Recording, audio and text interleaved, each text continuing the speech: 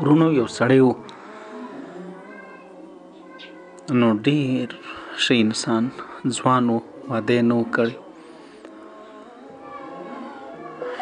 پلار ته یې ویل چې پلار جانه غورته یا قربان بچی ما یو ځای نجلۍ خوښه سوې ده یا ما لیدلې ده یا چېرته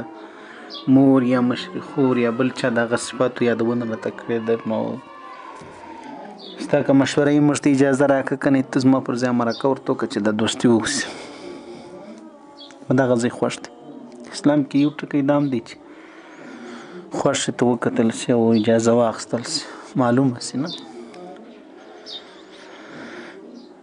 او به پلار ته چې ډېره ښه ده. پلار یې ولاړی نجلۍ به وینو. مثالي واقع ده چې تاسو سر په خلاص کړئ. سیدي بابا څوک ده؟ هلک دا خپل پلار د دې نجلۍ د لیدلو لپاره دغه د کورنۍ دغه د ټبر د خاندان د دې د کتلو لپاره ورستی. پلار چې نجلۍ ولیدله د هغه دومره د صفاتو ډکه ده هغه دومره ښایسته ده چې پلار یې پر عاشق شو. پلار بچي ته وویل بچی دا ستا لپاره مناسب نه ده دا ته نسې روزئ د دې تقاضاوې ته نسې ورپوره کولی د دې له ما سره ښه ګزاره کېږي ته به بل ځای چیرې وګورو دا نجلۍ نه ته تېر شه د دې سره به زه نکاح وکړم چې په هر قیمت یې زه به کوشش کوم چې دا نجلۍ په خپل نکاح کړم وادي د پلارو د بچي پر دې باندې جنجال شو چې دا بچی وي ما ته د مرکې دپاره راوستلی وي او ستا نورې خبرې شروع کړي. پلار ته چې نه بیا ته بیا زما زوی ته زما خبره ومنه. خبره در قاضي پورې ورسېده. قاضي ماریان رسول چې دا سره کوم مسله ده چې پلار زوی پرې دغه دی زه یو ځای ووینم نجلۍ چې قاضي ولیدل قاضي دردي له ورته نیونی شو. قاضي هم دغه شروع کړه چې دا ته یې نسي ګرځولی دا یې ښځه ده چې مثال دا نجلۍ ده چې دا باید د قاضي سره نکاح وتړي. د قاضي څه وروسته خبره خو مخکې یوه وه دوې شوې د دوه څه درې شوله د درې څه وروسته بادشاه ته یا وزیر اعلی ته مسله پیښ شوله چې هغه به دا فیصله کوي. هغه چې نجلۍ ولیده یو ځل به یې زه هم وګورم دا څنګه کیسه ده چې ویې کتله چې هغه نجلۍ وکتله د هغو هم ان ورته تمام شو به یې په خوله کې ورته پیدا شولې بس هغه وایي چې یاره د دې خو د بادشاه سره باید نکاح وتړل شي دا څنګه انسانه ده او دا سره کوم سکه ده یا دا څومره کمالات دي چې دا ځینې ډکه ده د یوه شي نه ده پکې تمامه د یوه شي نه کمې نشته کې پکښې کېدلې خوا پر تمامه ده. د بادشاه او د دغه وزیر او دارنګه د قاضي د پلار او د زوی د دې درې سره پر جنګ دی سره پر جنجالې دی یو داسې دی بل داسې ښځه نجلۍ وویل چې ته یې زما پر سر باندې جنجال مه کوئ د دې مسله زما سره شته د دې مسلې حل ته دې وکړي زه به اول میدان کم تاسو په ما پسې را میدان کړئ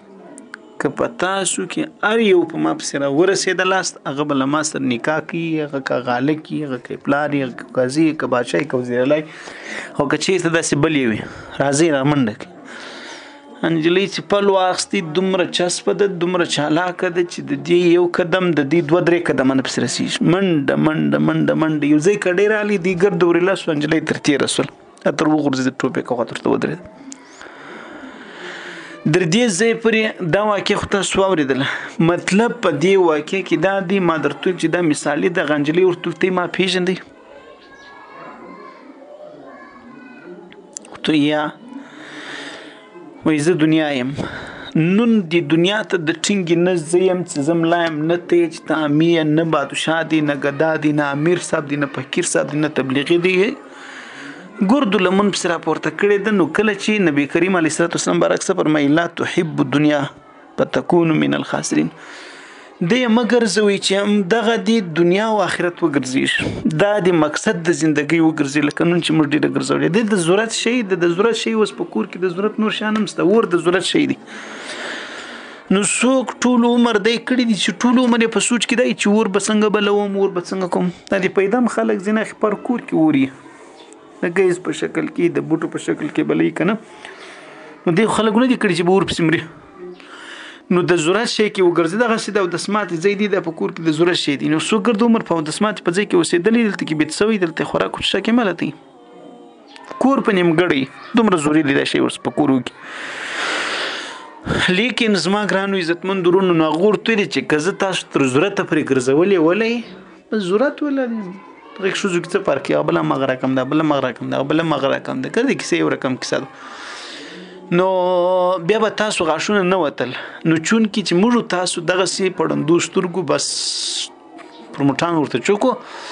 نو مه راګوره مه خدای پیژنه مه رسول پیژنه مه دین پیژنه مه انسانیت مه شرافت در هر څه ورته تیر څه نو د دې وجې بیا به د انجام دی لکه دغه مثالي واقع چې ما درته وکړه دقه شانتې به د قبر په کډۍ کې پروت یې او دا دنیا به ستا په ګوتو نسي در یو ویډیو به تا لیدلی تاسو لیدلی چې د خلکو جوړه کړې ده که نه ام یې د دغه مثال مطابق جوړه کړې په تاریخ کې په حقیقت کې یوه د کیسه پیښ شوې ده هغه نومونه یې زه نسم درته یادولی چې په څه ټیم کې او څنګه پیښه شوې ده خو یو نااشنا پیښه شوې ده یوه نجلۍ وله چې پلار د زوی و پلار ته چې ته دا وګوره او زه ستا سره مشوره کوم پلار ته چې ولاړې هغه دومره بس دا د خدای قدرت دی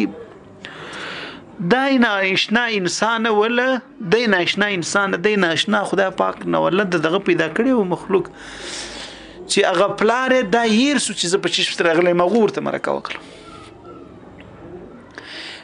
ته خو تللی په مرکب زوی پسې راستولی و د پلار هغو مرکه ورته وکړل مرکه چې خو نورو خلکو هم قبوله کړله هغه نجلۍ هم قبوله کړه چې چلو به زما هم ښه سرمایهداره سړی په کار و یا زما هم دی کمالداره سړی په کار یا ته ملا هم یا عالم هم یا بزرګ یې او داسې سپین یې و خړ یې و پنډ یې و نری یې و نه پلان یې پلاني ځای کې دي کور دی د زوی پر ځای د پلار ملکه قبوله کړه د دې دوه په مابینځ کې اپس جنجال سو د دې جنجال د مسلمانانو یو لوی مشر ته راغلی دی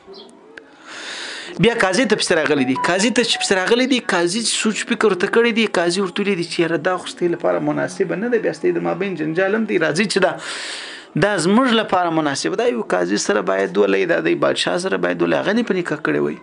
هغه ټوله کیسه هم له ما څخه د په حقیقت کې دغسې یو دنه پیښه شوې ده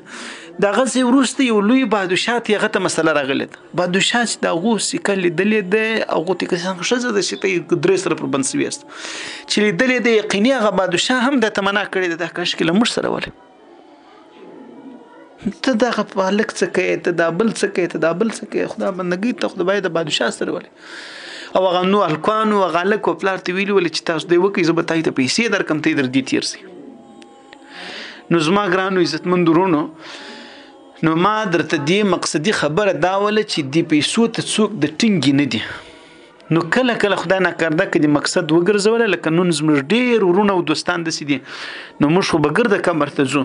دې کډې کې به دې سر ولګېږي والله که دلته دا دنیا نه جنت جوړېږي نه دا دنیا چې دا هغه دی چې مقصد د زندګۍ ده بس دغه دنیا کې دې حاصله که ته نه مړ کېږي دا پاته کېږي ته د خدای په خوا روان یې نو هغه ځای ته ډېر ګوره او دا در ضرورت پورې محدوده وګرځوه خدای دې وکړي چې په دې مثال زموږ سره خلاص وي. السلام علیکم.